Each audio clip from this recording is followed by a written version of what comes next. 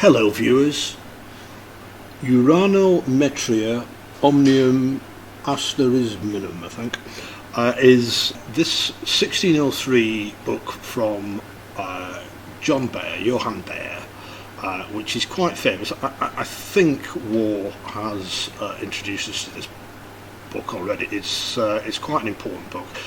It's the first hemispherical star charts, celestial charts, and it's using Tycho Brahe's data, of course.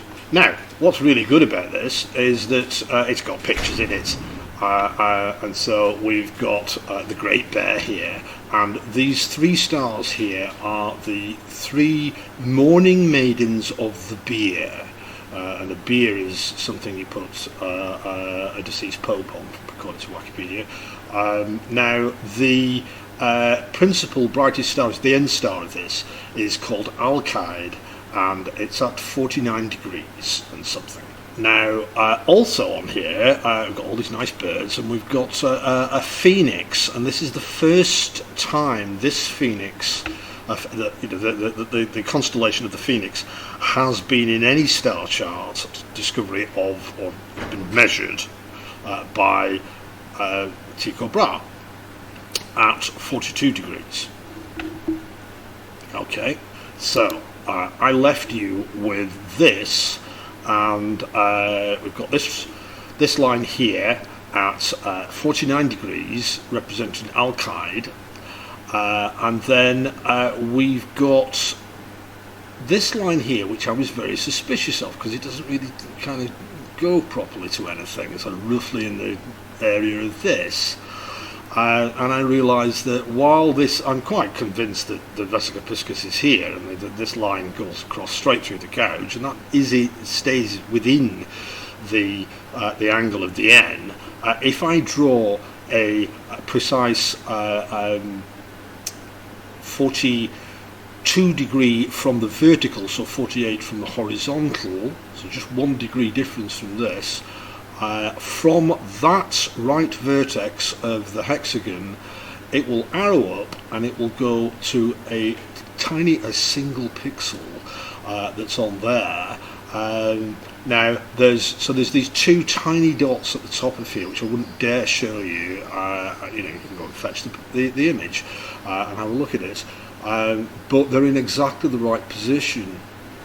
So, and I also noticed that this line here, it's actually defined as terminating on the centre line of Neu before imprinted, but it just turns out that it also, as you can see, ends on the hexagon. So you can actually draw from the intersection of the strike through the bottom of the squares and the hexagon at exactly 49 degrees, and it will arrow straight through there and through the this particular point on the A, and end up bang on this tiny little mark of a star. Now we've also got this square, which is, I've seen several references now saying the square is the temple, and the square, obviously we all know that a square is a Masonic thing, and so the two ends are marshalled in that square. And I've now got 3 stars. I've got a second star shot, so I've got my 3, which is pleasing. But we've got these 2 paired columns with a golden triangle in between them that are both pointed to, by the 2 ends from the square. So I'm quite happy that this is definitely. We've found the temple, and we've got Hiram Abiff. Now the top of that column is a bit funny. It's not the same as that, so that's something that we might be able to get some information from. As I say, we're closing in now, and if you look at this going, we're in the luxurious position, as I say, of being able to work this out. It's a bit like a jigsaw, when you're nearly at the end. So that's good. Now, what's this here? Well, we've got these two equilateral triangles, which actually makes 5. These were actually the two triangles, the first two triangles that I discovered. I'd found the verticals through the S's and gone, ooh, and then off we went up here. And the first thing I noticed was that, and then when I drew the other one, then I started looking at the pyramid, and realising this is suspiciously close to 51. However, as I say, this gives us too many equilateral triangles, and what we're looking at here is how this is to be interpreted, and it's supposed to be interpreted like that, so that when we put on Kepler's triangle, we've got 3 30, 60, 90s, which I'm really chuffed about. So all we've got left now is to find where is the missing pentagon. Yeah, that's as you can imagine, a little bit upsetting. I've also got an issue, that's why I've drawn this on here, that these lines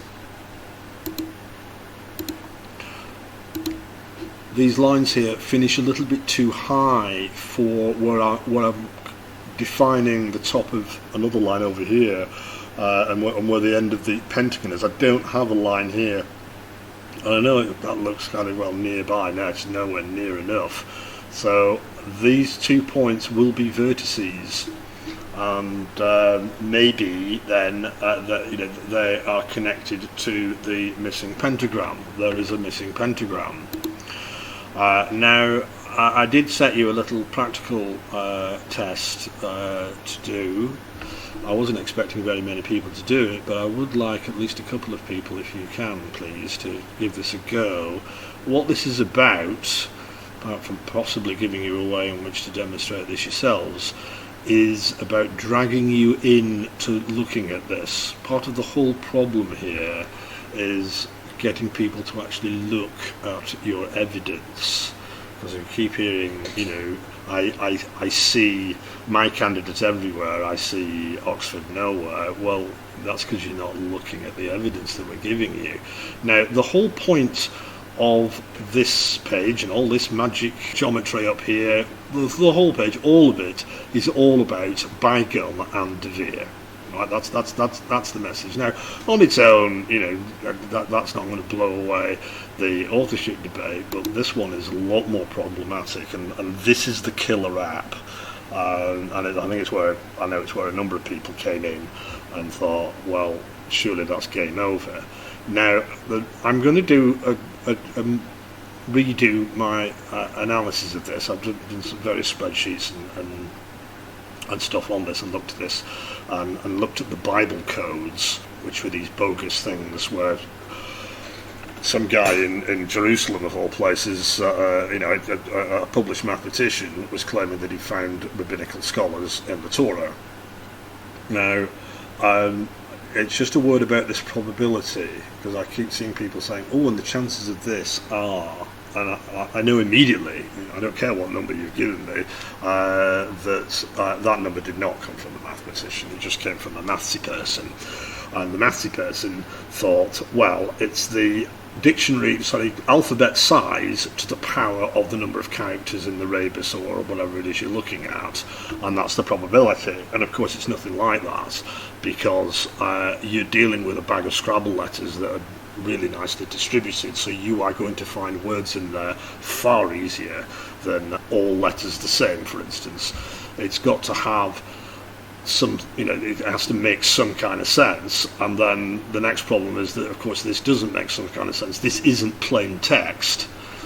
Plain text actually means not mucked around by John Dee, I've realised. It's a term from this era. In computing, we say plain text just mean, ordinary text, but why say plain? Well, it means not cryptic. And this is cryptic, and again, this is not getting past any juror, any jury on the planet, frankly, as being not suspicious. So as soon as you've accepted that it's puzzling, then you're in trouble. But it's just this thing about the probability. It's very, very difficult dealing with the probabilities on this, and at the least you've got to do is when you're multiplying the numbers together is use the letter frequencies. I've employed various methods, including Friedman's method. You get the similar numbers out, and the killer's phrase in this is actually Henry Rosalie. That's the only one that you can really screw down.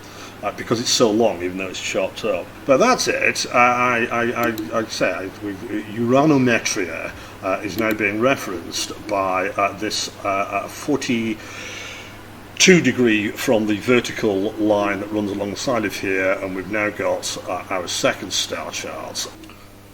I didn't explain fully, I'll just add this on at the end. The point about why I know that this is a reference to Uranometria is that there is only one star at 42 or 48. There's none at 48.